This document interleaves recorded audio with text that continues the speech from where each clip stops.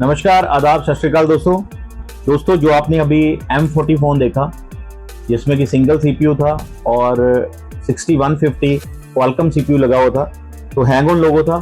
तो अभी फ़ोन पूरा पावर ऑन हो चुका है दोस्तों। आप देख सकते हैं कि सिंपल CPU है, लेकिन उसको बड़ी टेक्निक से आपने निकालना है, बड़ी टेक्निक से उसको बिठाना है। अगर आप ये टेक्निक मेरे से सीखना चाहते हैं, आप मेरे ऑफलाइन बैच में आ सकते हैं। मेरा डिस्क्रिप्शन में नंबर दिया हुआ है, आप मेरे साथ कॉन्टैक्ट कर सकते हैं। Thank you so much everyone, thanks for watching my every video. Welcome to KMax Mobile Repair and Training Center. We are your #1 institute since 2001.